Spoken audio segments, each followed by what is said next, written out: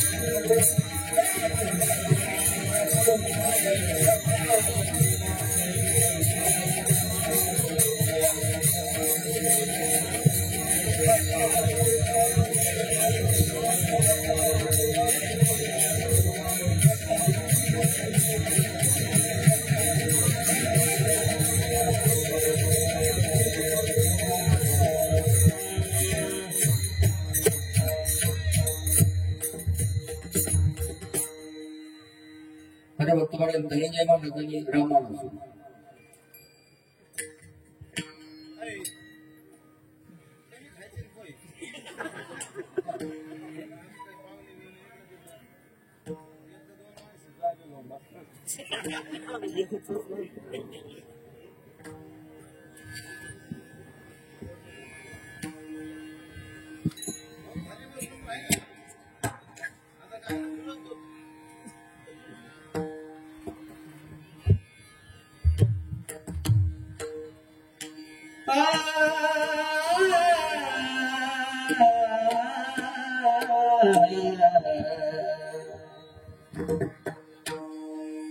Kaya sanggata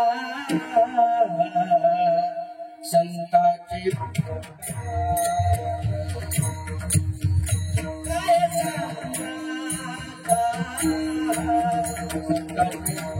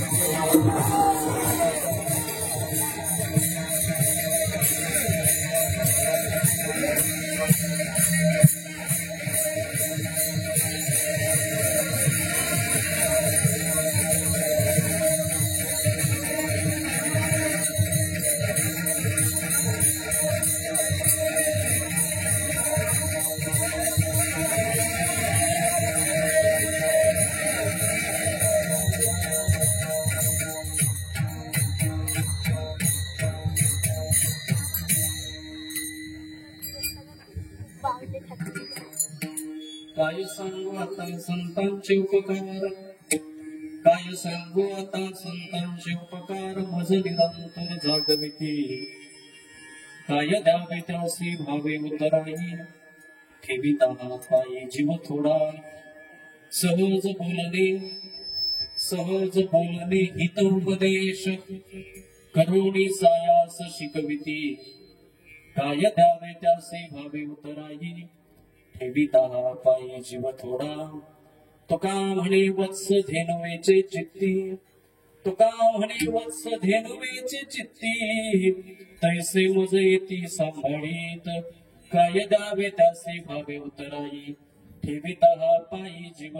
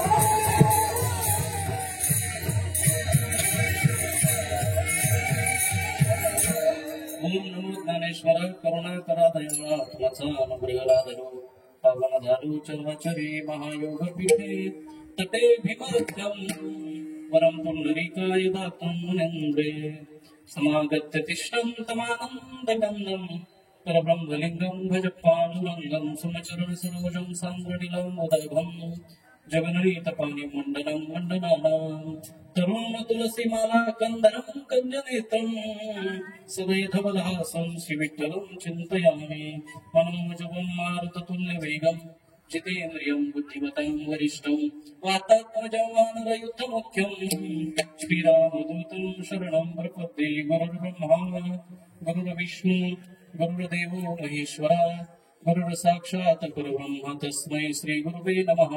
आता हृदय हि आपुले चौकाळून आपुले वरी बैसवो पाहुले श्री गुरूंचे काय सांगू आता संतांचे उपकार, काय सांगू आता संतांचे उपकार मज निरंतर जागविती. काय द्यावे त्यासी व्हावे उतराई ठेविता हा पायी जीव थोडा. प्रस्तुत प्राप्त प्रसंगी आणि या कीर्तन रूपे सभेसाठी निवडलेला जो अभंग आहे महान भगवत भक्त संत सम्राट विश्ववंदे महाराष्ट्र भूषण जगद्गुरु संत श्रेष्ठ श्री तुकोबाराय यांचा 4 चरणाचा आणि वारकरी साधनेमध्ये किंवा पारमार्थिक साधनेमध्ये असणाऱ्या सर्व साधकांच्या मनामध्ये संतांच्या विषयीचा जो भाव आहे तो भाव या अभंगामधून जगद्गुरु तुकोबाराय व्यक्त करतात. विठ्ठला विठ्ठला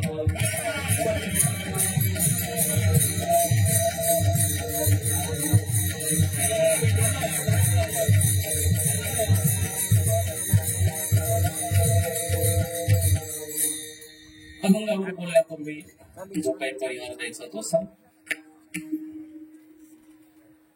मोहजे पिंपळ गव्हाण आपल्या या पिंपळ गव्हाण गावामध्ये चालू असलेला हा नाम महोत्सव, रौप्य महोत्सव, अखंड हरिनाम सप्ताहाचा हा रौप्य महोत्सव गेल्या 25 वर्षापासून मोठ्या श्रद्धेने, मोठ्या भावनेने, मोठ्या प्रेमाने वैकुंठवासी पूज्य भगवान बाबा, वैकुंठवासी पूज्य वामनभाऊ महाराज, वैकुंठवासी पूज्य गुरुदेव नारायण बाबा, खंडू बाबा, वैकुंठवासी गोरक्ष बाबा, वैकुंठवासी भीमसेन बाबा, वैकुंठवासी पूज्य गोल्हार बाबा या सर्व संत महंतांच्या कृपा आशीर्वादाने लावलेलं एक छोटस रोपट, इवले से रोप लाविले द्वारी, त्या रोपट्याचा आज 25वा असणारा अखंड हरिनाम सप्ताह रौप्य महोत्सव या ठिकाणी आपण सर्वजण मोठ्या उत्साहाने, मोठ्या श्रद्धेने या ठिकाणी करत आहोत.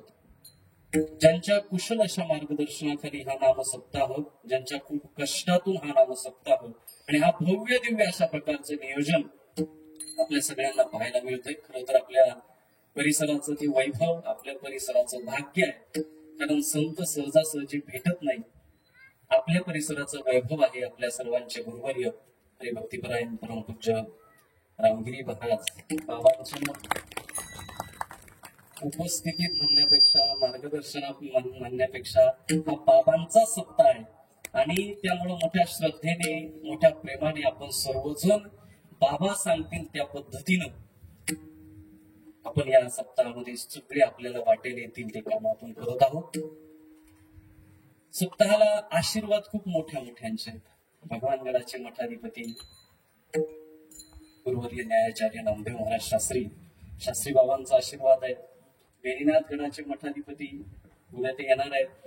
महंत विठ्ठल महाराज बाबांचाही आशीर्वाद आहे आणि आज संध्याकाळी ज्यांचा दर्शनाचा योग आपल्याला सगळ्यांना येणार आहे, तारकेश्वर गडाचे महंत गुरुवर्य आदिनाथ महाराज तेही आज संध्याकाळी येणार आहेत. या सगळ्यांचा आशीर्वाद आहे, गुरुवर्य बाबांचं मार्गदर्शन आहे आणि त्यामुळे या सप्ताहाला प्राप्त झालेली ही भव्यता आणि दिव्यता.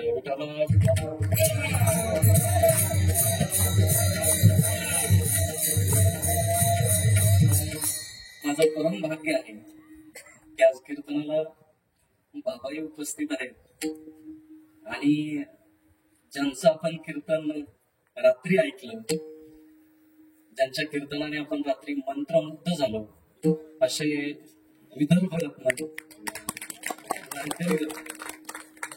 हरिभक्तीपरायण महाराष्ट्रातील वारकरी संप्रदायातील एक महनीय व्यक्तिमत्व शिवाजी महाराज बावस्कर महाराज या ठिकाणी उपस्थित आहेत. मी महाराजांना सकाळीच म्हटलं, महाराज म्हटले आहे मी या परिसरात तर कीर्तन ऐकूनच जातो. म्हटलं आता किती वारा असलं तर मला पहिल्यांदा कूलर लावावं लागेल कारण महाराज या ठिकाणी उपस्थित आहेत. मोठमोठ्या नियोजनामध्ये ते कार्यक्रम कीर्तन करत असतात. त्यांच्यासमोर माझ्यासारख्याने बोलणं तसं माझं पामर आहे काय थोडं पण पायीचे वाहन पायी बरे. आणि या कीर्तनाला जी महनीय उपस्थिती आहे, महाराष्ट्रामध्ये ज्यांचं गोड असं नाव आहे मृदुंग वादनामध्ये मृदुंग महर्षी हरिभक्तीपरायण आमचे आप्पा गोरक्ष महाराज कोकाटे आप्पा या ठिकाणी ते मोठमोठ्यांना वाजवतात. आमच्यासारख्यांना ते असं सहज वाजवून टाकते. तेही उपस्थित आहेत कारण हे सहजासहजी आम्हाला भेटत नाही. आणि ज्यांच्या उपस्थितीमध्ये आहे आपले हरिभक्तीपरायण धनंजय महाराज आहेत, आमचे हरिभक्तीपरायण राम महाराज आहेत. इकडून ज्यांच्या बरोबर आम्ही परमार्थ शिकलो हे सर्व हरिभक्तीपरायण दोन्ही दत्त महाराज आहेत, आमचे 2 पाहुणे आहेत, ही सगळी मंडळी. आणि हा? हा. सगळ्यांचे आता सगळेच परिचित आहेत, सगळेच प्रेमाची माणसं आहेत, त्यामुळे नामोल्लेख न करता या ठिकाणी हा सप्ताह आणि या सप्ताहामध्ये तसं पाहिलं तर सप्ताहाची पत्रिका जर पाहिली बाबा, सगळे महंत आहेत, सगळी मोठमोठी आहे, त्याच्यामध्ये मी एकटाच छोटा आहे. हे नाव जरी आहे पण मी छोटा आहे. आणि एक मात्र नक्की सांगेल, मी छोटाच आहे पण मोठ्यांचा आहे.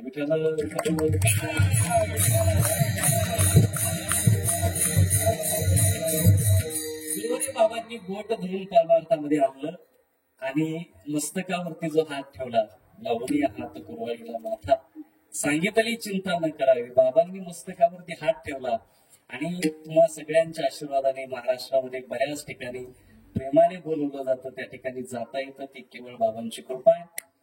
आणि या ठिकाणी कीर्तन करत असताना दोन व्यक्तींची आठवण येते, मला वाटतं त्यांचा उल्लेख केलाच पाहिजे. आमच्या केळेश्वर संस्थांचा विद्यार्थी आमचा संदीप आज या सप्ताहामध्ये नाही, याची जाणीव पहिल्या दिवसापासून होती. कारण या सप्ताहाचं नियोजन करत असताना जेव्हा मागच्या आपल्या अखंड हरिनाम सप्ताह वार्षिक सप्ताहामध्ये त्याचा जो उत्साह होता तो प्रचंड अशा प्रकारचा होता या सप्ताहाचा. परंतु ज्याला जेवढं आयुष्य भगवान परमात्म्याने दिलेलं असतं तेवढं आयुष्यच ते आपल्या हातात असतं आणि त्यातून तो केलं. आमचे हरिभक्तीपरायण नामदेव महाराज ज्यांचं पहिल्यापासून ते सप्ताहाला असायचे वारकरी, त्यांचाही त्याचप्रमाणे आमच्या तुळशीवाल्या अंजाबाई, ज्यांना आळंदीमध्ये बाबा वारीच्या वेळेस त्यांनी देह ठेवला, अशा आमच्या वारकरी अंजाबाई, त्यांची आठवण या निमित्ताने होते. आणि म्हणून आपल्या सगळ्यांच्या आज्ञेनं या ठिकाणी मला ही कीर्तन सेवा बाबांनी दिली. जे बाबा माझ्याकडून बोलून घेतील ते बोलण्याचा प्रयत्न करणार आहे.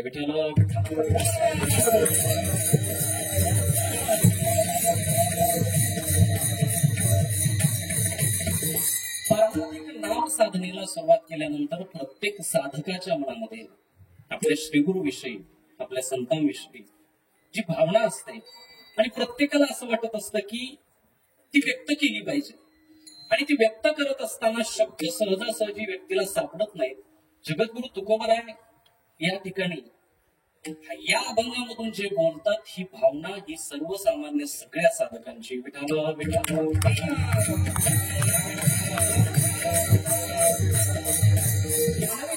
आलेल्या प्रत्येक साधकाच्या जीवनामध्ये त्याच्यावरती 3 प्रकारचे उपकार असतात. ऐका बरं, 3 व्यक्तींचे उपकार असतात. या तिघांच्या उपकारा व्यतिरिक्त बाकीचे जे उपकार आहेत ते उपकार नाहीत, असंच परमार्थामध्ये म्हटलेलं आहे. बाकीचे जे उपकार आहेत ते उपकार नाहीत, या तिघांचेच उपकार आहेत. कोण तिघ? पहिला उपकार आपल्या सर्व मानवी जन्मात आलेल्या जीवांच्या वरती आहे, तो म्हणजे देवाचा उपकार आहे. दुसरा उपकार आहे ज्यांनी आपल्याला हे जग दाखवलं, त्या आई वडिलांचा उपकार आहे. आणि या दोन्ही पेक्षा श्रेष्ठ अशा प्रकारचा जो उपकार आहे तो उपकार म्हणजे संतांचा आहे.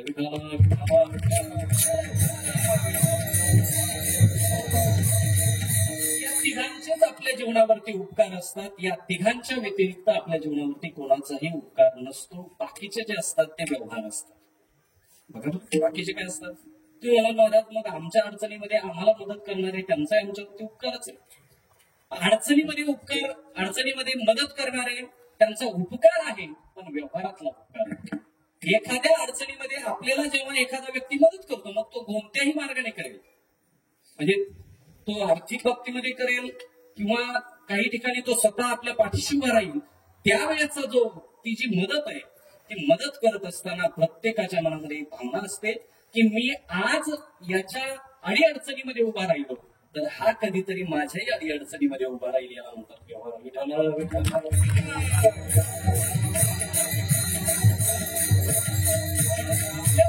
उपकार आहेत ते तिघांचेच आहेत. पहिला उपकार आहे भगवान परमात्म्याचा. तुम्ही म्हणा भगवान परमात्म्याचा काय उपकार आहे? भगवान परमात्म्याचा आपल्यावरती खूप उपकार आहे. एवढा उपकार आहे त्या भगवान परमात्म्याने आपल्याला या सुंदर अशा जन्माला घातलं. हे भगवान परमात्म्याचा खूप मोठा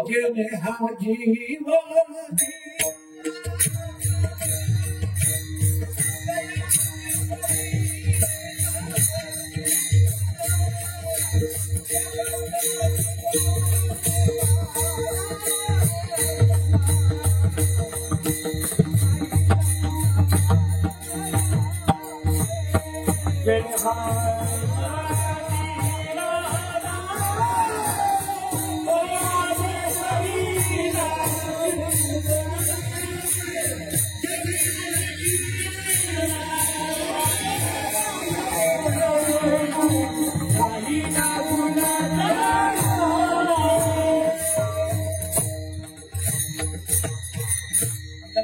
गोड प्रमाण दिलं, जेणे हा जीव दिला दान, तयाचे करीन चिंतन, जगत जीवन नारायण गाईन गुण तयाचे.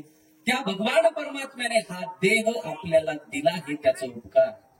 आणि हा देह देत असताना एवढा गोड अशा प्रकारचा देह आपल्याला भगवान परमात्म्याने दिला.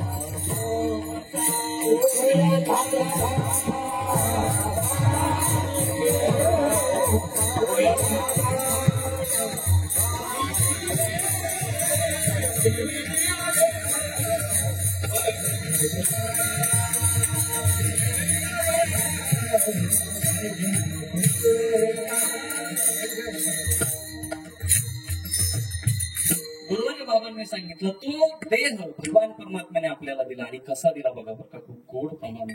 देवे दिला देह, देवाने देह दिला. कसा दिला? भजना गोमटा दिला. गोमटा या शब्दाचा अर्थ एक चांगला. आपल्याला देह दिला तो चांगला दिला. चांगला दिला की नाही? खूप गोड अशा प्रकारचा देह आपल्याला दिला. कशासाठी दिला तो भाग वेगळा. महाराज मोठं गोड वाचन करतात. तो देह आपल्याला दिला कशासाठी दिला? भजना गोमटा, भजनासाठी दिला. आपण त्याचा भजनासाठी वापर करत नाही तो भाग वेगळा. विठला विठला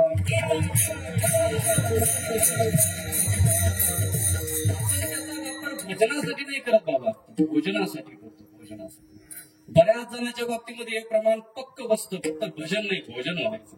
देवे दिला देह, भोजना गोमटा. आता पहिल्या दिवसापासून जे आहेत ना त्यांनी लक्षात ठेवायचं. खरं तर ते चुकलं बरं का बाबा. पहिल्या दिवशी एक वजन काटा आणून ठेवायला पाहिजे होतं. एक वजन काटा आणून सगळ्याचे वजन करायला पाहिजे होतं. पहिल्या दिवशी केलेले श्लोक महाराज.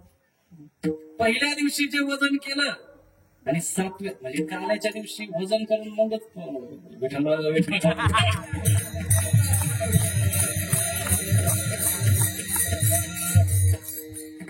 माणसाने हा देह भोजनासाठी वापरला. काय मजा आहे महाराज. मी आल्यानंतर काल बरेच जण म्हणले महाराज अशा भाज्या होत्या. आता आमच्या आचार्य अशोक भाऊ त्यांना काय सगळं यादी द्यायचं काम नाही. अशी यादी देतात आणि अशा भाज्या करतात. या चुरून भाकरी घरी जर अर्धी खात असेल नारायण दादा तर इथं 2-2.5 भाकरी खाल्ल्याशिवाय माणूस उठत नाही. मग जर काल्याच्या दिवशी वजन केलं तर मला वाटतं 5 किलोने बस ना 5 किलो. विठ्ठला विठ्ठला देवाने हा देह आपल्याला दिला तो भजनासाठी दिला. आणि गोमटा अशा प्रकारचा दिला. किती गोड दिला. आणखी एक प्रमाणे पाहू. दिले इंद्रिय हात पाय कान डोळे मुख बोलाया वचन जेणे तू जोडसी नारायण नासे जीव बोल भोरो. देवाना देह दिला. दिला तो कसा दिला? दिले इंद्रिय. इंद्रिय दिले. कोणती दिले? हात पाय कान डोळे मुख हे सगळे दिले. कशासाठी दिले? महाराज सांगतात बोलाया वचन. कोणतं वचन बोलायचं? जेणे तू जोडशी नारायण. ज्या योगानं तुला भगवान परमात्म्याची प्राप्ती करून घेता येईल अशा प्रकारचा देह आपल्याला दिला. दिले इंद्रिय हात. हात दिले. कशासाठी दिले? देवाच्या भजनामध्ये टाळी वाजवण्यासाठी आपल्याला दिले. तुकोबारायांचा एक गोड अभंग आहे. तुकोबाराय सांगतात देवा तू जे मला मुख दिले ना या मुखानं मी दुसरं काहीच करणार नाही.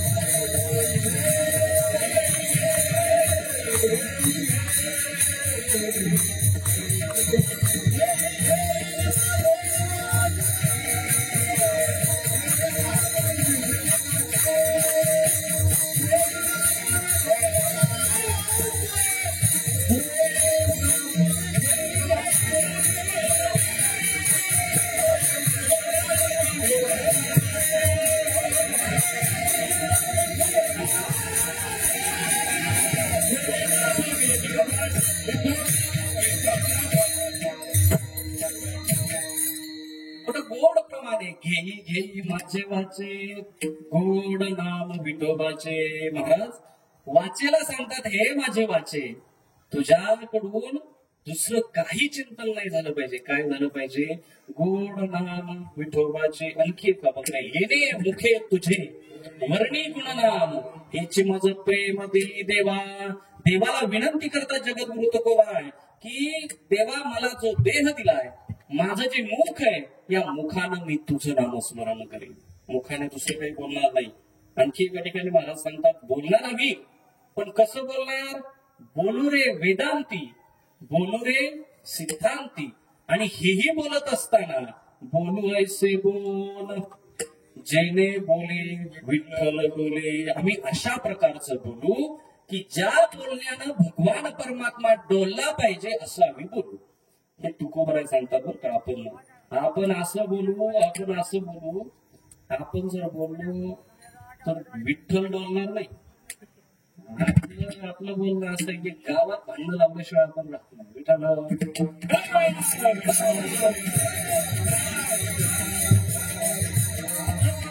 की आपण सहज चालता चालता घरात भांडण लावून देतो. सासूला जे सांगितलं ते सुनेला सांगायचं नाही, आणि सुनेला जे सांगितलं ते सासूला सांगायचं नाही. आपोआप संध्याकाळी भांडणाचा आवाज होतो. आणि मग शोध जर घेतला तर लक्षात येतं ते अमुक सकाळी येऊन गेला होता, त्याच्यामुळे भांडणं लागली. आपलं बोलणं कसं आहे? आपल्या बोलण्यानं भगवान परमात्मा डोलणार नाही, आपल्या बोलण्यानं भांडणं लागल्याशिवाय राहणार नाही. म्हणून जगद्गुरु तुकोबाराय सांगतात, येणे मुखे तुझे वर्णी गुणनाम, मुखाने मी तुझं गुणनाम वर्णन करील. डोळ्यानं काय करील? तुकोबाराय सांगतात, डोळे भरोडिया पाहिन तुझे मुख, माझ्या डोळ्यानं मी तुझं मुख पाहिल. पुन्हा आणखी तुकोबाराय सांगतात, माझ्या कानानं मी काय करील? कान भरोडिया ऐकेन तुझी कीर्ती, ही माझं विश्रांती देईल देवा. माझ्या कानानं किंवा तुम्ही ऐका रे कान माझ्या विठोबाचे गुण. कानानं मी काय करेल? तर फक्त माझ्या भगवान परमात्म्याचे गुण.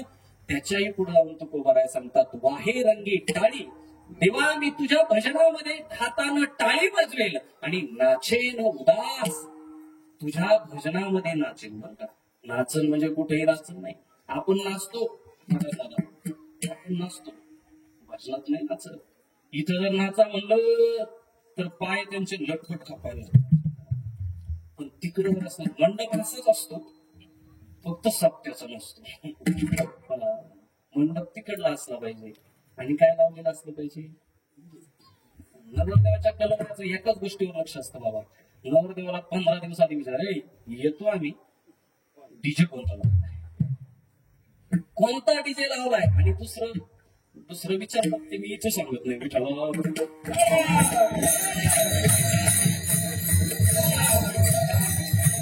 एकदा का त्यानं डीजे लावलेला असला आणि दुसरी सोय झाली मेजर, पहिल्यांदा विचार येतो, पण सोय काय? सोय करून ठेवावी लागते. अवघड आहे महाराज. नवरदेवाच्या पारण्याच्या गाडीमध्ये मागच्या बाजूला जाऊन बघितलं पाहिजे, डोकून डिकी वगैरे सगळं सापडलं. मी तर म्हणतोय आचारसंहितेवाल्याला दुसरीकडे जायची गरजच नाही. फक्त प्रत्येक लग्नाच्या परण्याच्या तिकडे जायचं, नागची बी केव जायची, सगळं सापडतं विठाला.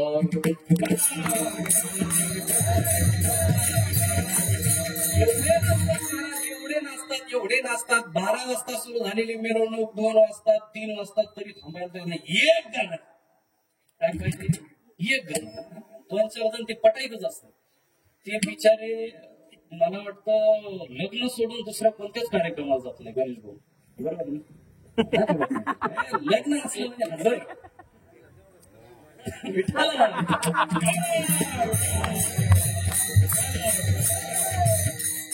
तीन वाजेपर्यंत 4 वाजता बाबा लग्न लागतात. काय म्हणावं ह्या गोष्टीला काही कळत नाही.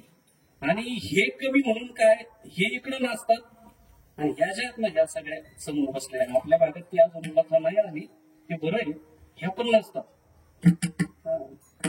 मला वाटतं तिकडे संगमनेर परिसरामध्ये त्या वरमाया मिरवत आणावं लागतात ज्या वेळेला लग्न लागल्यावर, आणि मग त्यांच्या पुढं ह्या नाचतात. एवढा वेळ नाचतात, हे पण तास घालवतात.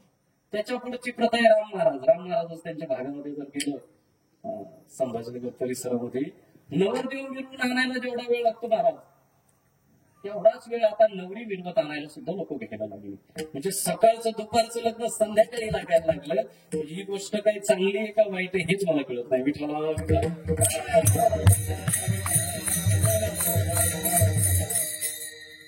तिथी काढताना मात्र लोक ब्राह्मणाला म्हणतात तेव्हा तिथी नीट काढा बरं का, आणि टायमिंग नीट सांगा बरं का. टायमिंग 12:30 आहे, लग्न 4:30. त्यांना तिथीशी काही घेणं देणं. मला सांगायचं काय लक्षात घ्या, नाचेल जगद्गुरु तुकोबाराय सांगतात तेव्हा मी तुझ्या भजनामध्ये नाचेल, वाहे रंगी टाळी नाचेल उदास, हे देई हातास पाया सुख. आणि त्याच्या भजन तुकोबाराय सांगतात आणि माझा सकळ देह भाव आणि नको ठाव चिंतोयाशी माझ्या सगळा देह हा मी तुला समर्पित करतो. मला सांगायचं काय, भगवान परमात्म्याचे आपल्यावरती उपकार आहे की त्यानं आपल्याला हा देह दिला, आणि देत असताना कसा दिला तर गोमटा दिला. विठ्ठल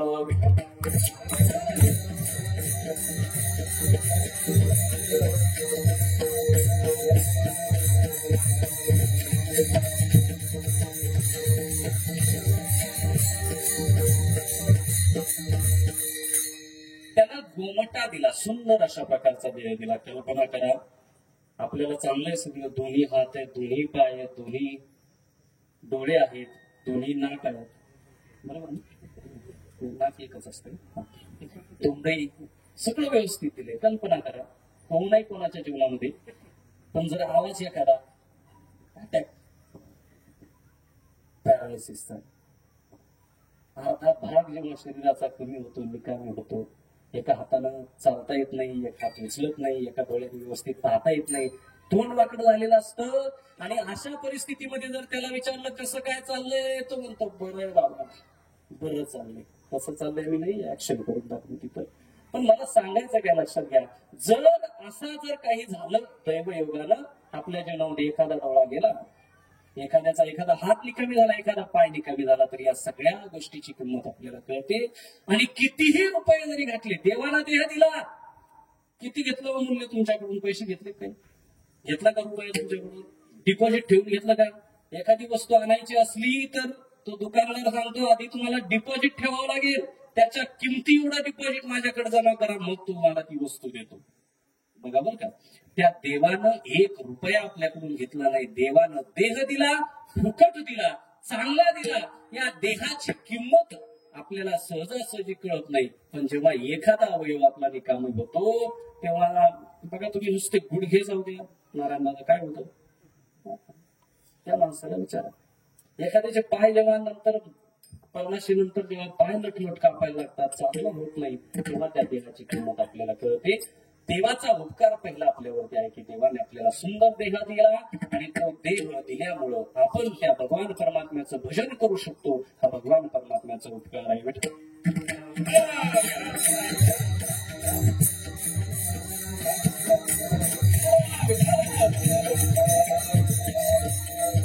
पहिला उपकार आहे भगवान परमात्म्याचा. आणि दुसरा उपकार आपल्या जीवनावरती जर कोणाचा असेल, त्या देवानं जो दिलेला देह आहे, तो ज्यांच्या माध्यमातून या पृथ्वी तलावरती आला, ते असणारे आई वडील, त्या आई वडिलांचे आपल्यावरती उपकार आहेत.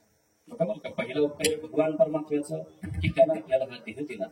दुसरा उपकार आहेत ते आपल्या आई वडिलांचे आहेत. एवढे उपकार आहेत की त्यांनी दिला जन्म म्हणून आपण या पृथ्वी तलावरती आलो. कल्पना करा, जर त्यांनी ठरवलं असतं नाही आम्हाला संतती होऊ द्यायची, तर आपण या पृथ्वी तलावरती आलो नसतो. हे त्यांचे उपकार आहेत की ते आपल्याला जन्म देतात. आई वडिलांचे उपकार आहेत. आणि एवढे उपकार आहेत, नुसते जन्म देऊन सांगतात का?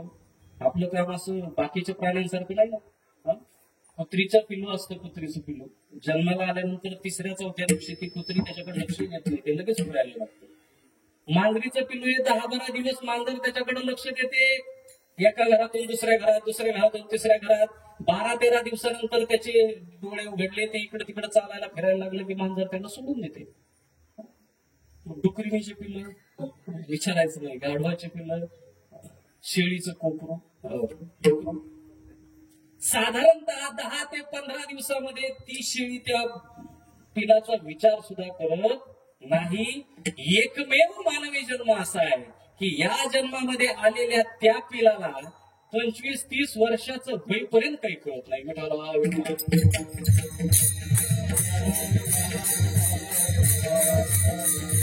25-30 वर्षाचं होईपर्यंत आई बाप म्हणतात नाही ना, आमच्या पोराला अजून काही कळत नाही, आमच्या पोराला अजून काही कळत नाही. म्हणजे 20-25 वर्षाचा होईपर्यंत ते आई वडील आपल्याला वाढवतात आणि चांगलं वाढवतात. महाराज, आपण आई वडील स्वतः कष्ट करतात, काबाड कष्ट करतात. 1-1 रुपया त्या मुलांसाठी कमवतात आणि तो 1-1 रुपया यांना वाढवण्यासाठी घालवतात. त्या आई वडिलांचे उपकार शब्दामध्ये सांगण्यासारखे नाहीत.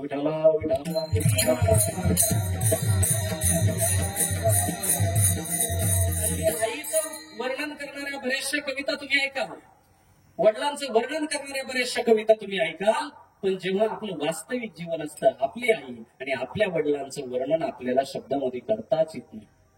आईचं वर्णन आम्ही आता कीर्तनामधून आपल्याला बऱ्याच ठिकाणी ते ऐकायला लागतं. आई माझी मायेचा सागर.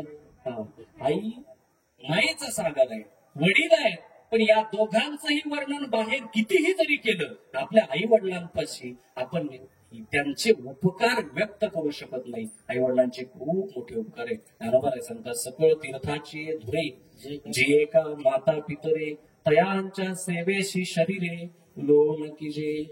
आई वडिलांना ज्ञानोबारायांनी एवढं महत्व दिलं की तीर्थांच्या बरोबर आई वडिलांची तुलना केली. नवे जो आई वडिलांची सेवा करतो, महाराज सांगतात त्याला इकडं तिकडं जायची गरज नाही.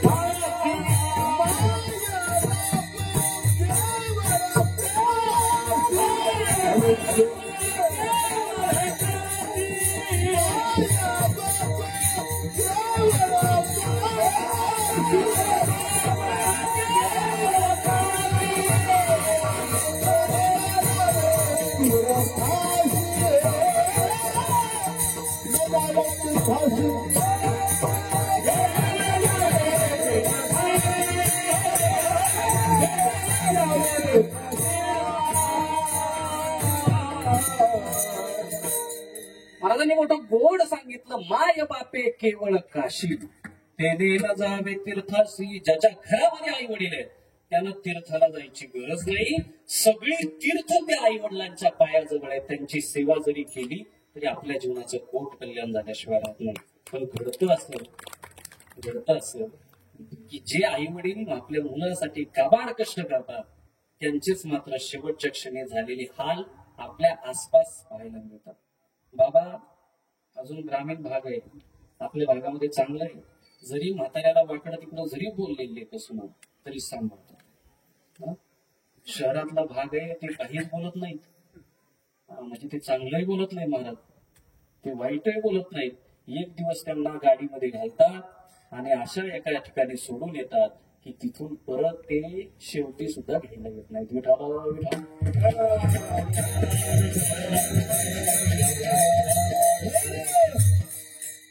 चॅनलला जर बातम्या वाचत असाल, मी नामोल्लेख करणार नाही, महाराष्ट्रामध्ये नाही जगामध्ये देशामध्ये ज्यांचं नाव आहे, कापडाची खूप मोठी कंपनी आहे, त्या कंपनीच्या मालकाला सुद्धा वृद्धाश्रमामध्ये आपला जीव सोडावा लागतो. एक प्रथितयश डॉक्टर आहेत, त्यांचंही नाव मी सांगणार नाही. आता 1-2 महिन्यापूर्वी त्यांचं वृद्धाश्रमामध्येच निधन झालं. त्यांच्या आधी 2 वर्ष त्यांच्या पत्नीचं, तीही वृद्धाश्रमामध्ये गेली.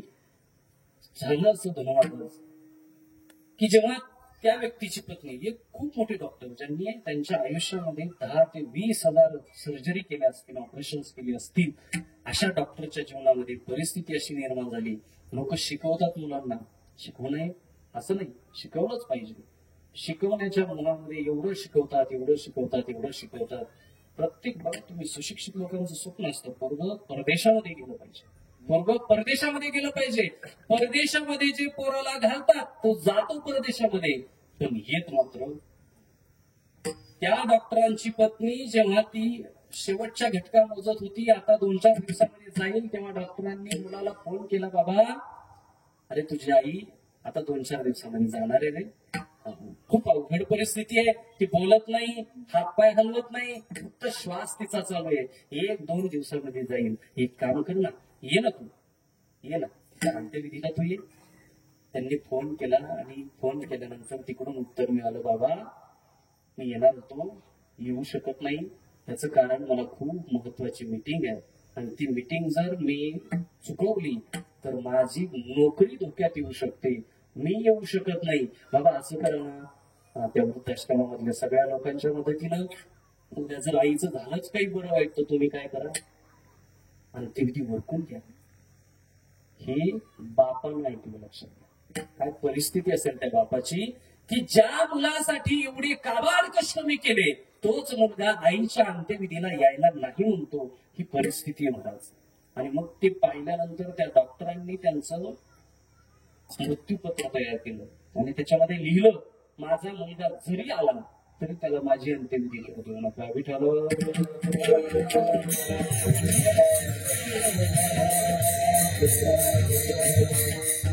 मी सांगत हे होतो की परिस्थिती अजून खेड्यामध्ये बरी आहे. बऱ्याचशा सासूंना वाटतं मैसून लई वाईट आहे, पण लक्षात घ्या तुमची सून चांगली आहे. शहरातल्या सारखी तरी बऱ्याचशा सुनांना वाटतं आमची सासू लई वाईट आहे, तुमची सासू चांगली आहे. फक्त तुम्ही काय करा, तिच्यामध्ये शोधा, तिचे चांगले गुण शोधा. होतं काय माहिती का, त्या दोघीही चांगल्या असतात, फक्त बिघडतात कोणामुळे बाबा, शेजारी. ती येते आणि ती सांगते, बाई मस्त तुला तुझी सून चांगली वाटती. मलाही तसंच वाटत होतं. 1 वर्ष चांगली राहिली, 2ऱ्या वर्षी चांगली राहिली, 3ऱ्या वर्षी, आणि नंतर दाखवले ना तिने गुण. राहिलं तुम्ही विठ्ठला विठ्ठला.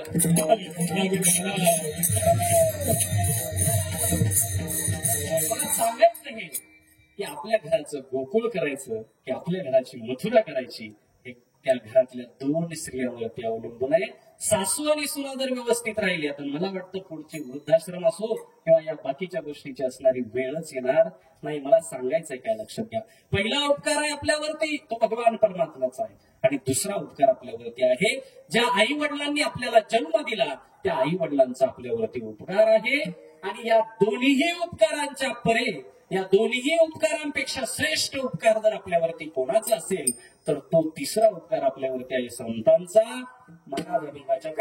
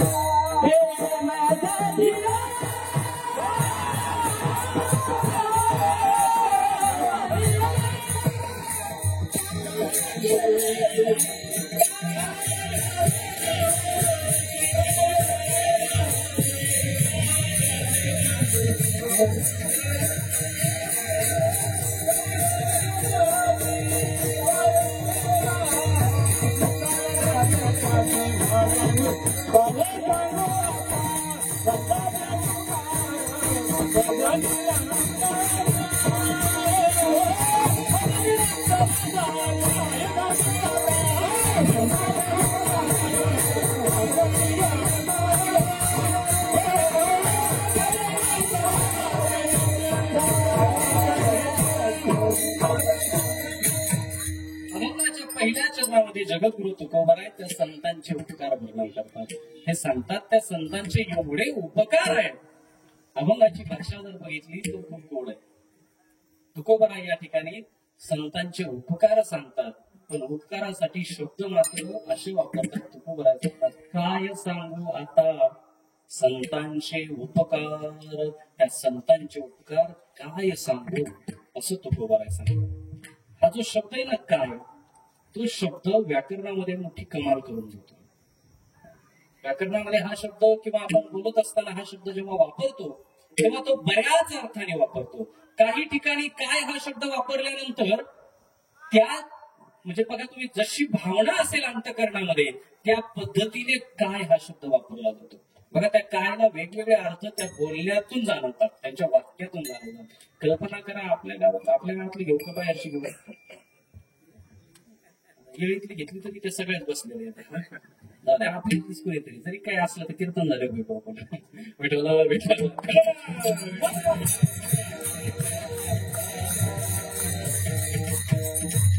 एखादी माता माऊली लग्नाला गेली, आता लग्न सराई लग्नाला गेली.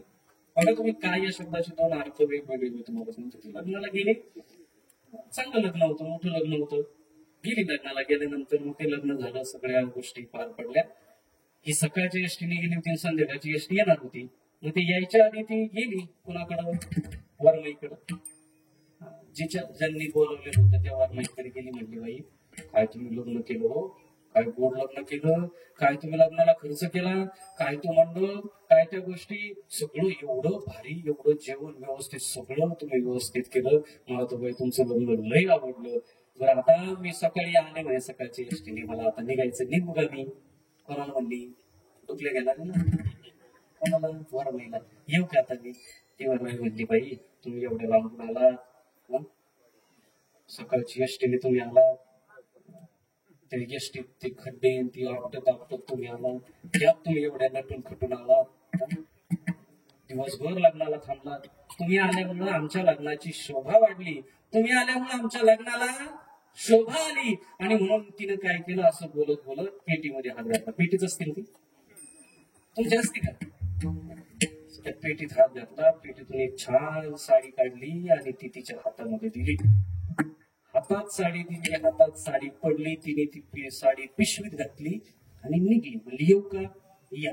निघाली एसटीनं, बसली, गावात आली. गावात आल्याबरोबर शेजारी दारात बसलेली होती. तिने विचारलं, का ग बाई लग्नाला गेली होती, कसं होतं लग्न. म्हणजे काय लग्न होतं, एवढं गोड लग्न, एवढं चांगलं लग्न, काय तो मंडप, काय ते जेवण, काय ती नवरी, काय तो नवरदेव, काय ते नटलेलं होतं. बाय बाय बाय लग्नाचं एवढं वर्णन केलं. काय म्हणली, काय तो मंडप, काय ते जेवण, काय ती नवरी, काय तो नवरदेव, एवढं सगळं वर्णन केलं. कल्पना करा दुसऱ्या दिवशी दुसरं लग्न होतं, ती पुन्हा त्या लग्नाला गेली. परत लग्नाला गेली, परत सुंदर ते लग्न झालं. लग्न झाल्यानंतर परत गेली कोणाकडं, माग बसलेल्या महिला मंडळ, पुन्हा गेली वरबाईकडं. आणि गेल्यानंतर पुन्हा त्यांना तेच कालचे वाक्य, बाई तुम्ही लय लग्न केलं, मोठ्या कष्टातून केलं, एक एक रुपया गोळा केला, लेकीचं लग्न केलं, एवढं चांगलं लग्न झालं, बरं आता मला निघायचं, येऊ का मी.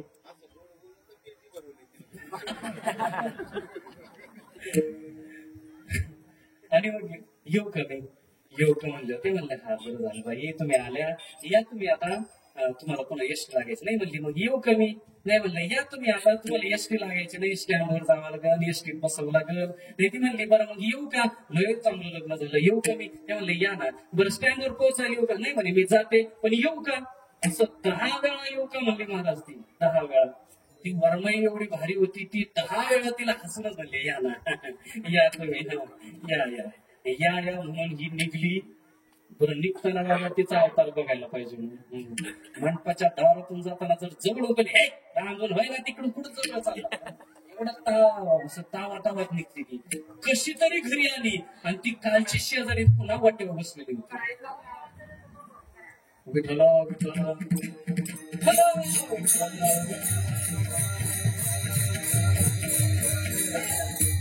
भूक लागली बघा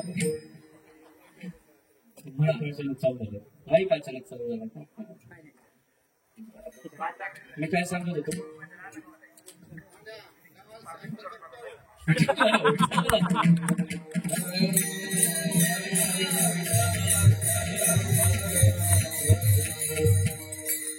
आपण कुठं आली ती शेजारी वाट्यावर बसलेलीच होती कालचीच. आणि तिनं कालचाच प्रश्न विचारला का ग बाई तू लग्नाला गेली होती कसं होतं लग्न. आता काल कशी म्हणली होती ती काय बाय ते लग्न काय ते मंडप काय ते नवरदेव काय ती नवरी बघा बर का. आणि तिला आज विचारलं कसं होतं लग्न. गेले हा काय होतं ते लग्न ते काय मंडप होता का तो काय नवरदेव होता का ती काय नवरी होती का काय ते जेवण होतं का. कळतं ना मी बोललो दोन्ही शब्दातला फरक कळला. एकच शब्द आहे काय. पण त्या काय शब्दाने अशी कमाल केली की तो काय ज्या भावनेने आपण वापरतो ती भावना समोरच्या पर्यंत पोहोचवण्याचा प्रयत्न करतो. विठ्ठला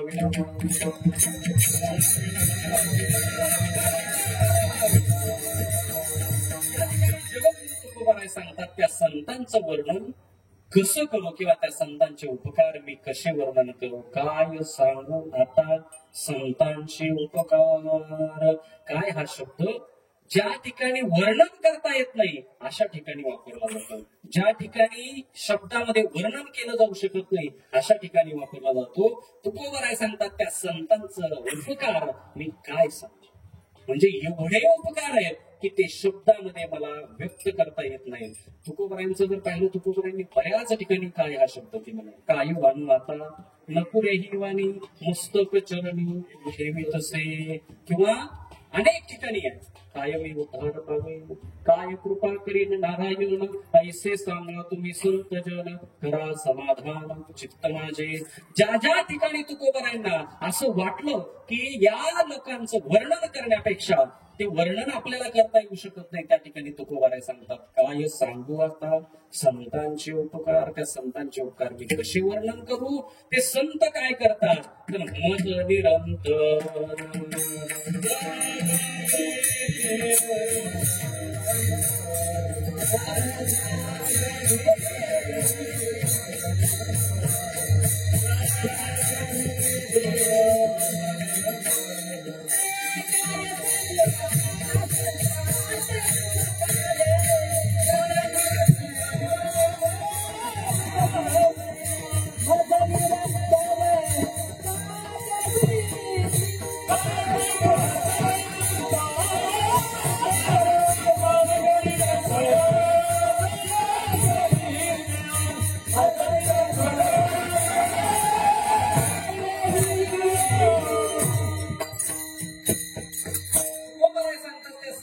एवढे उपकार आहेत की मी ते वर्णन करू शकत नाही. एवढे उपकार आहेत की जो देव आपल्यावरती उपकार करतो त्या देवाचे उपकारही कमी पडतात.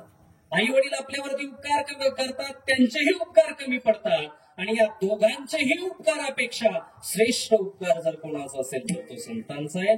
कारण रात्री महाराजांनी मोठं गोड सांगितलं भगवान परमात्म्याचे आपल्यावरती उपकार आहेत. देवानं आपल्याला देह दिला हा भगवान परमात्म्याचा आपल्यावरती उपकार आहे. परंतु तोच भगवान परमात्मा आपल्याला फक्त देह देतो. वागायचं कसं चालायचं कसं राहायचं कसं हे तो शिकवत नाही. तो फक्त देह देतो. आणि एकदा मानवी जन्माला घातलं की तो सांगतो एकदा तू तिथं जा तुला जे करायचंय ते कर. जे कर्म तू करशील त्यानंतर ते कर्म पाहून मी पाहिल तुझं काय करायचं. बघा बरं का देवाचा उपकार खूप वेगळा आहे. तो देव आपल्याला जन्म देतो पण जन्माला आल्यानंतर इथं काय करायचं हे भगवान परमात्मा सांगत नाही. वास्तविक पाहता हा जीव त्या भगवान परमात्म्याला विनंती करून आलेला असतो, तेव्हा मला एकदा तरी मानवी जन्मामध्ये घाल, मला एकदा तरी माणसाच्या जन्माला घाल, ज्या जन्माला जाऊन मी तुझं भजन करू शकेल. भगवान परमात्मा म्हणतो माहितीये तुझ्यासारखे असे आले आणि गेले, असे अनेक आले आणि असे अनेक गेले. अनेकांनी मला विनंती केली, अनेकांना मी मानवी जन्म दिला, पण त्यांनी तिथं गेल्यानंतर काय केलं हे मला सांगायची गरज. तो जन्म देतो, मानवी जन्माला घालतो, पण इथं आल्यानंतर तुम्ही जसं वागाल त्यानुसार भगवान परमात्मा आपल्याला पुढच्या गोष्टी करत असतो. आपण एक गोड प्रमाण नेहमी ऐकतो, भक्ता राखे पायापाशी. देवाची भक्ती केली तर भगवान परमात्मा पायाजवळ ठेवतो, आणि देवाची भक्ती जर केली नाही, देवाची भक्ती न करता बाकीचे कुटाने जर केले तर दुसरं प्रमाण आहे, दुर्जनासी संहारी. तो भगवान परमात्मा एकच काम करतो, जन्माला घालतो, चांगला वागला तर जवळ घेतो. रात्री बाबांनी मोठं गोड सांगितलं की तो भगवान परमात्मा असं सहजासहजी कोणालाही जवळ करत नाही. आता ते बाबांचे शब्द तुम्ही रात्री ऐकले महाराजांचे, कोणालाही मला त्यांच्यासारखं नाही बोलतायचं. आणि त्यांच्यानंतर कीर्तन करणं म्हणजे तुम्ही म्हणत असाल रात्री आम्ही एवढे हसलो, फ्रेश होतो, आता काय लागलंय, आता काय एक नाही विलाज ऐकून नाही बसलं गेलं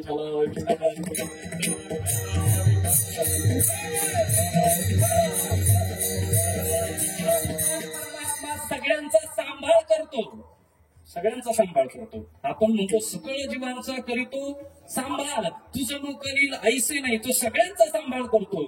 असं म्हणतात व्यवहारामध्ये देवानं चोच दिली म्हणजे तिला चाराही निर्माण केलेला असतो. नवे नवे तो भगवान परमात्मा सगळ्यांचं भरण पोषण करतो, सगळ्यांना देतो, पण एक गोष्ट मात्र तो सगळ्यांना देत नाही, प्रेम सगळ्यांना देत नाही, कोणालाही तो जवळ करत नाही. चांगला वागला तर तो भगवान परमात्मा जवळ करतो, आणि वाईट वागला तर त्याला दंड दिल्याशिवाय भगवान परमात्मा राहत नाही. पण संतांचं कसं आहे का, संतांचे उपकार का जास्त आहेत, तर संत सगळ्यांना जवळ करतात, सगळ्यांना. लहान थोर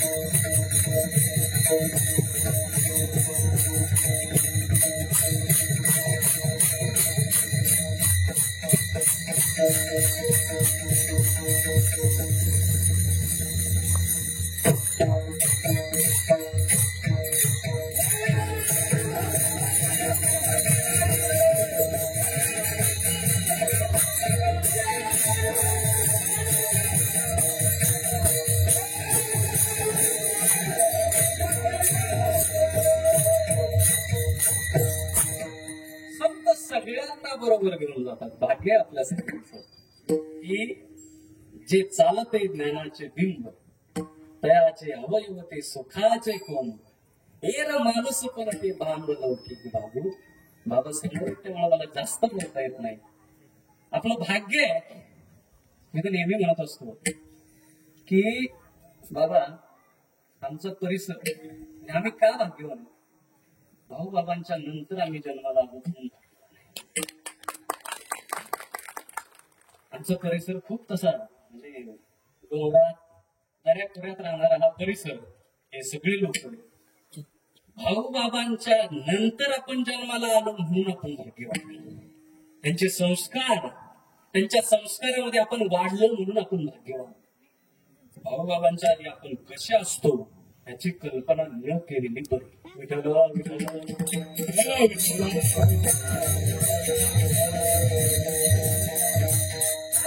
महाराज त्यांचे सांगावं असं त्यांचे भाऊ बाबांनी काय उपकार केले असतील आपल्यावरती. भाऊबाबांच्या काळामध्ये मंदिर सुद्धा व्यवस्थित नव्हती, पण होत्या त्या मंदिरामध्ये सुद्धा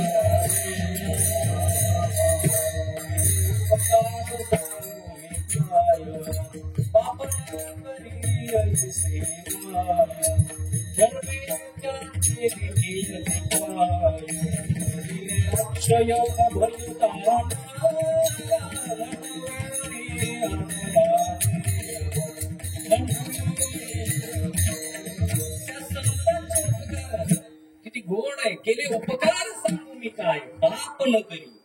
जे पाप उपकार करू शकत नाही ते उपकार संतांनी केले. बाप न करी ऐसे माय, किती उपकार केले म्हणतो भगवान बाबा भगवान भाऊ महाराज. आज जर तुम्ही महाराष्ट्रामध्ये कुठेही फिरा, आज आपल्याकडे गाड्या आहेत, गाड्याच्या माध्यमातून आपण सगळीकडे जातो, तेव्हा असं लक्षात येतं की विदर्भामध्ये तुम्ही जा, खानदेशामध्ये जा, मराठवाड्यामध्ये जा, पश्चिम महाराष्ट्रामध्ये जा, असे काही गावं तुम्हाला सापडतील की लोक सांगतात बाबा आमच्याकडे आले होते.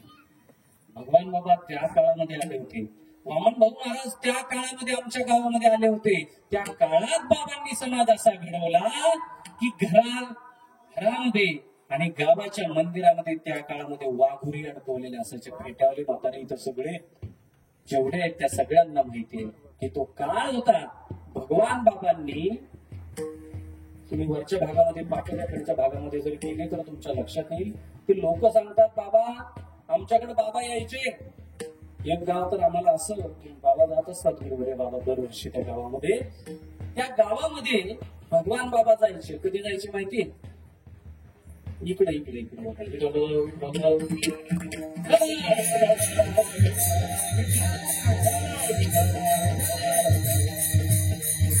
भाकरी आलेल्या आहेत, भाजी पण होती.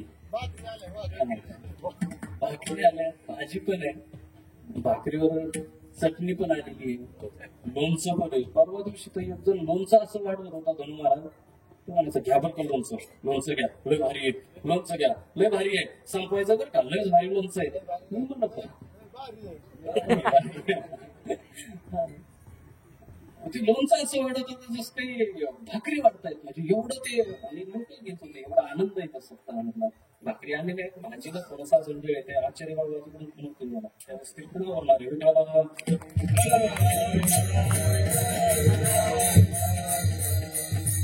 भागामध्ये वाड्या तोड्यांचा परिसर आहे. ती लोक सांगतात बाबा आमच्याकडे यायचे. कधी करीला करीला तर माहिती, तर माहिती कधी असते ती सक्रत झाल्या कवा कुटेवाडी गाव आहे, ज्या ठिकाणी बाबांचं दरवर्षी कीर्तन असतं. त्या कुटेवाडीमध्ये ती लोक सांगतात की बाबा आमच्याकडे यायचे कधी करीच्या दिवशी. लोक त्या काळातले असे होते, ते म्हणायचे बाबा तुम्ही येता बरं का, आमची नाही मोठी अडचण होती. आणि ते लोक नारायणदासारखे होते, ते बोलायला घालत नव्हते. म्हणजे त्या काळात पण होते, आपण नाही टेन्शन घ्यायची.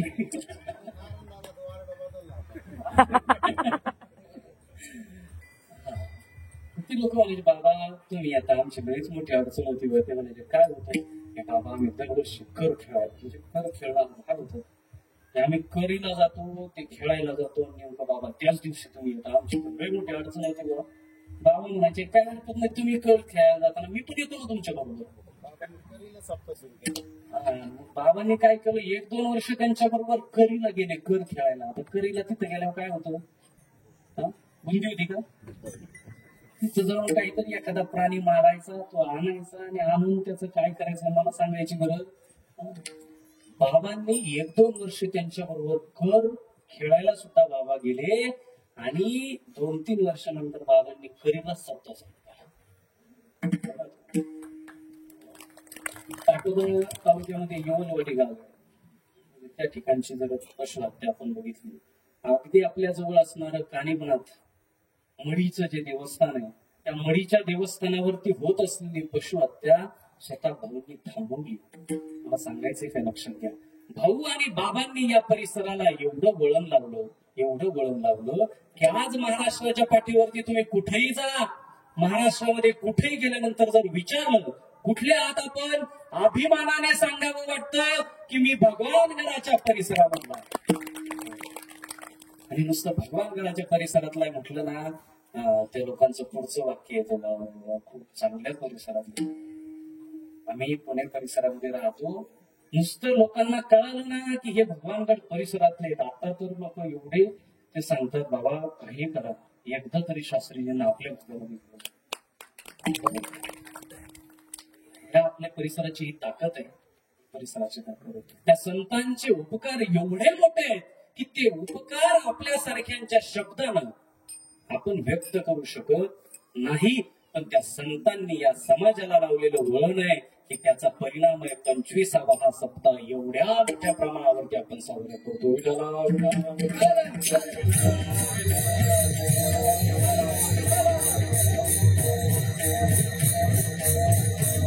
काय उत्तर त्या संतांचे. सद्गुरू वामन भाऊ महाराजांनी त्या काळामध्ये जेव्हा सप्ताह चालू केले, ज्या गावाचा नारायणी सप्ताह असेल त्या गावातली लोक त्या काळामध्ये कुठं असायचे, ऊस तोडायला कुठंतरी एखाद्या कारखान्यावरती असायचे. वामन भाऊ महाराजांनी त्या कारखान्यावरती जावं, त्या यमुनेला भेटावं, त्यांना सांगावं बाबा आमची लोक दरवर्षी तुमच्याकडे येतात, आमचे लोक दरवर्षी तुमच्याकडे येऊन ऊस तोडण्याचं काम करतात, पण त्याच आमच्या लोकांना कुठंतरी विश्रांती मिळावी, कुठंतरी त्यांचं आराम घडावा, कुठेतरी त्यांना भगवत भक्ती घडावी. म्हणून एक काम करा ना, या लोकांना या लोकांच्या गावामध्ये माझा सप्ताह आहे, या सप्ताहासाठी बाबा म्हणजे त्या यमदींना म्हणावं की या लोकांना सोडा, 15 दिवसासाठी त्यांना सुट्टी द्या. आणि मग तिथे जाऊन कारखान्यावरती जाऊन त्या ठिकाणी भाऊंनी विनंती करावी आणि मग ती लोक इकडे यांची. मला सांगा, संतांनी जे घडवलं, लोकांच्या बांधावरती जाऊन लोकांना परमार्थाला लावण्याचं काम या दोन्ही संतांनी केलं. बेटाला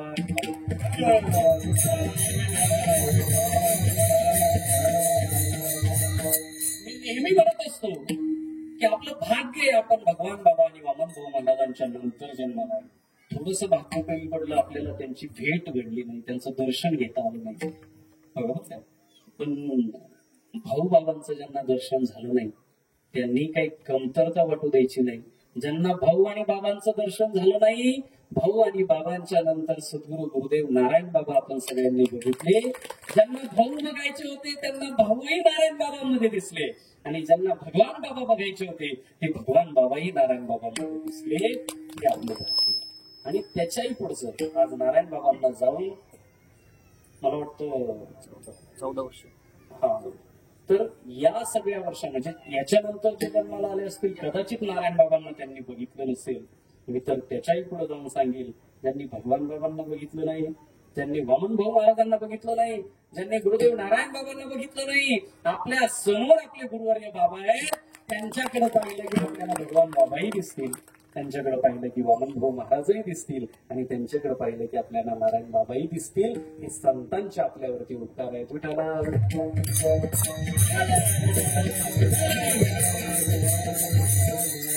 जगद्गुरु तुकोबराय सांगतात, काय सांगू आता संतांचे उपकार. काय करतात संत? पहिला उपकार सांगितला, मज निरंतर जाग होती. मला नेहमी जाग करतात. कशातून जाग करतात? आपण झोपलेलो आहे का? आपण झोपलेलो आहे का? आपल्याला जाग करतात म्हणजे नेमकं काय करतात? आपण झोपलेलो आहे. व्यवहारामध्ये आपण जागे.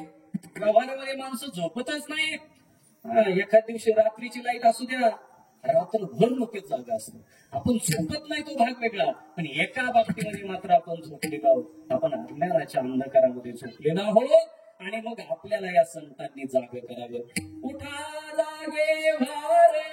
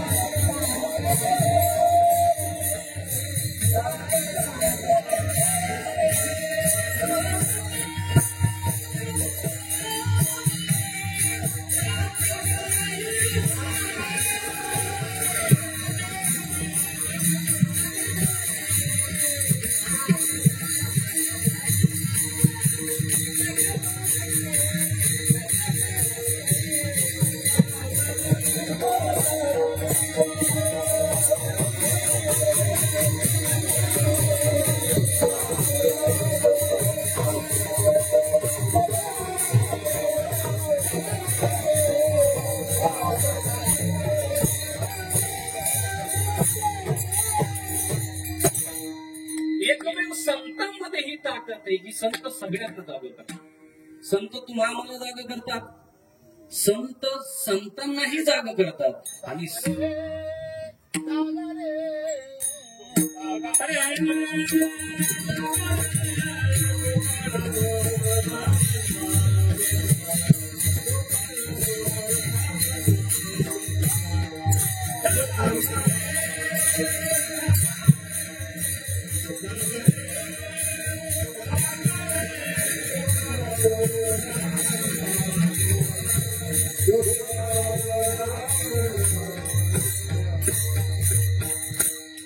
आपल्यालाही जागा करतात. उठा जागे भारे आता, स्मरण करा पंढरीनाथा, भावे चरणी ठेवा माथा, चुकवी व्यथा जन्माच्या, मनोनाला पुत्र जन बंधुक सोयरे पिसून, सर्व मिथ्या हे जाणून शरण निघा देवासी. काकड्यामध्ये संत मंडळी आपल्याला जागे करतात. आजही तो काकडा आपल्याला ऐकायला मिळतो. आपलं भाग्य गुरुवर्य बाबांच्या मुखामधून तो काकडा ऐकायला मिळतो.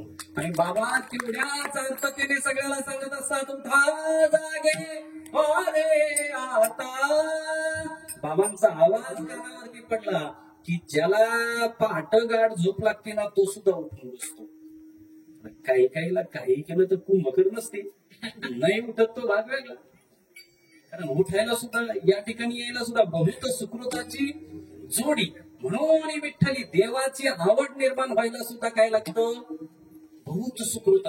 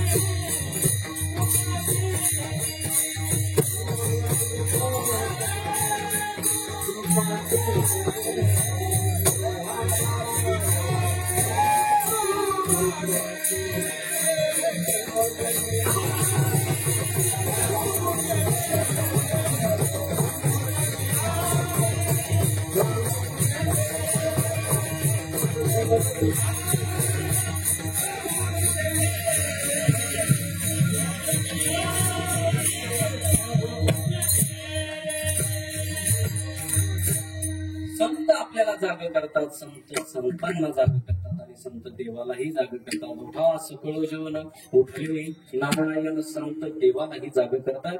आणि संतांनी एकदा जर जागवलं तर आपल्या जीवनामध्ये खोट आणि कल्याण झाल्याशिवाय राहत नाही. जगद्गुरु तुकोबरायांचा एक छोटासा प्रसंग 1-2-4 मिनिटांमध्ये सांगतो आणि सेवा आपण आता घेणार आहोत.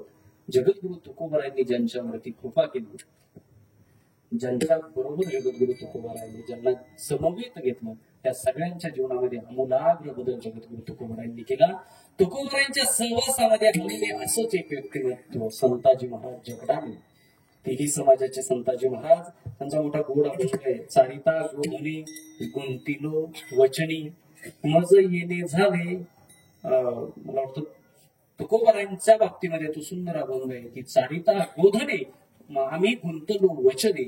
बघा संताजी महाराजांचं काम, संताजी महाराज तेही समाजाचे होते.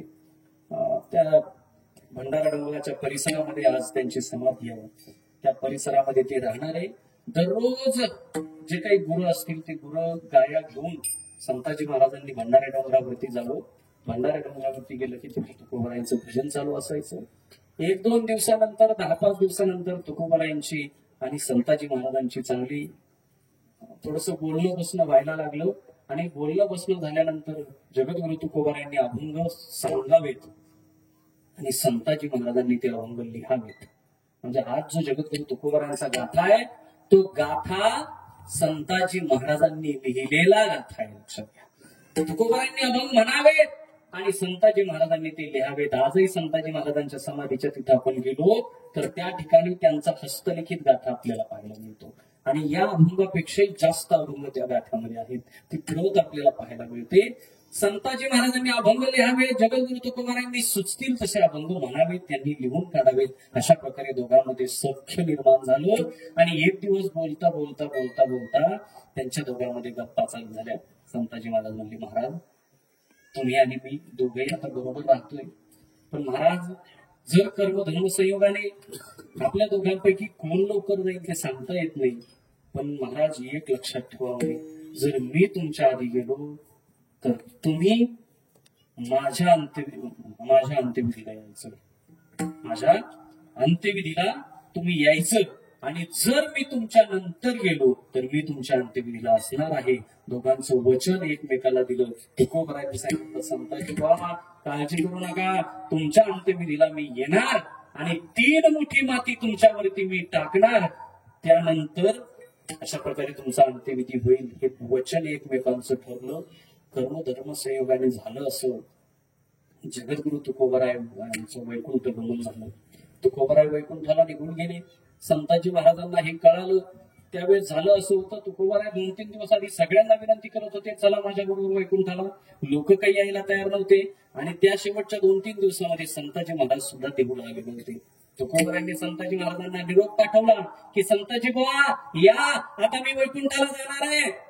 पण संताजी बुवांची जी कामं होती थोडेफार, ते म्हटले महाराज येतो मी, पण जरा कामं होते तेवढे कामं उरकून येतो. ते येईपर्यंत जगद्गुरु तुकोबरायांचं वैकुंठ गमन झालेलं होतं.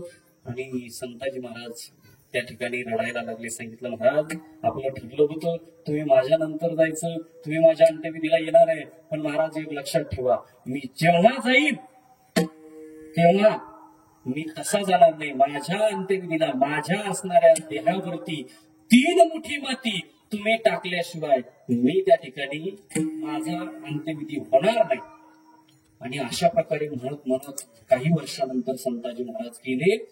गेल्यानंतर झालं असं, जे काही नातेवाईक होते तेही समाज असल्यामुळं अंत्यविधी जो आहे तो देह पुरला जातो.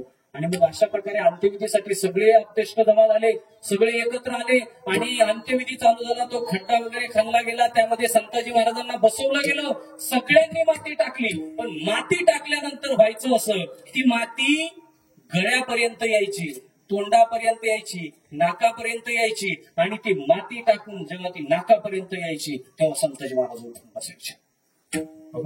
संताजी महाराज जागे व्हायचे. जसं समाधीमधून जागा व्हावं तसं संताजी महाराजांनी जागा व्हावं. जागा झालं की लोक त्या ठिकाणाहून निघून जायचे. अरे म्हणून आता लोक बघा तुम्ही, मेलेल्या माणसावरती प्रेम आहे म्हणून रडतात, कसं रडतात हे सांगतायत. जर ते बघा कल्पना करा, एखादा व्यक्ती गेलाय, तिथे रडणाऱ्या 10-5 बाया आहेत, आणि जर तो गेलाय असं समजून ते रडतात आणि तो जर अचानक उठून बसला काय करतील? आनंद होईल का त्यांना? जवळ सुद्धा कोणी थांबायचं नाही, भूत आहे म्हणून पळून जातील. तेच झालं. संताजी महाराज त्या ठिकाणी उठून बसल्याबरोबर लोक पळून गेली, लोक निघून गेली. पण एक जो संताजी महाराजांचा मुलगा होता तो त्या ठिकाणी थांबला. संताजी महाराज म्हणजे जागे झाले आणि परत देह ठेवला. परत अंत्यविधी त्यांनी चालू केला, परत माती लुटली. परंतु जोपर्यंत नाकापर्यंत माती आली की ते पुन्हा उठून बसायचे. काय प्रकारे तो त्यांच्या लक्षात आला नाही. आणि मग झालं असं की रात्रीच्या वेळी, मध्यरात्री, जगद्गुरु तुकोबाराय निकुंजाला गेलेले होते. परंतु त्या ठिकाणी तुकोबारायांना कळलं आणि तुकोबाराय त्या ठिकाणी रात्रीच्या समयाला, रात्रीच्या वेळी तुकोबाराय त्या ठिकाणी आले आणि तुकोबारायांनी स्वतःच्या हातानं 3 मोठी माती संताजी महाराजांच्या त्या देहावरती टाकली. आणि तेव्हा संताजी महाराजांना त्या ठिकाणी त्यांची अंत्यविधी पूर्ण झाली. मला सांगायचं काय, संत आपल्याला जिवंत असताना तर सांभाळतात यात नवल नाही, गेल्यानंतरही संत आपली काळजी घेतात. म्हणून मज निरंतर जागविती, त्याच्या पुढचं चरण आहे, काय द्यावे त्याचे व्हावे उतराई, ठेविता हा पायी जीव थोडा, त्यांच्या पायावरती आपला जीव जरी ठेवला तरी तो कमी पडेल. त्याचं कारण असं आहे, त्यांच्या सहज बोलण्यामधून, सहज बोलणे, हित उपदेश, त्यांच्या बोलण्यामधून आपलं हित आणि उपदेश आपल्याला मिळाल्याशिवाय राहत नाही. करुणी सायास शिकविते, सहज कळालं नाही तर सायास करून ते शिकवतात. आणि तुकोबाराय सांगतात, ज्याप्रमाणे एखाद्या गायीच्या अंतःकरणामध्ये तिच्या वासराविषयी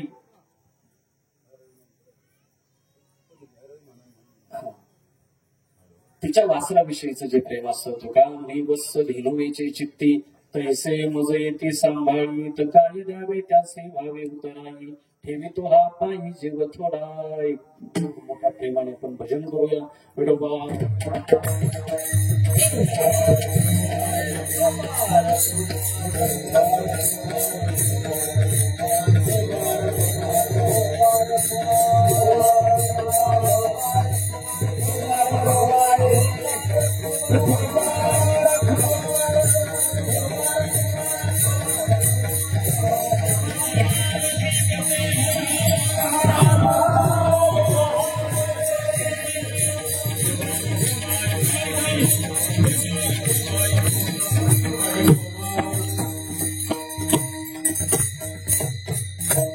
माझ्या अल्पशमध्ये प्रमाणे जसं बाबांनी माझ्या नाव बदलून घेतलं तसं आज पाहिलं तर खूप माझ्यावरती दबाव होता.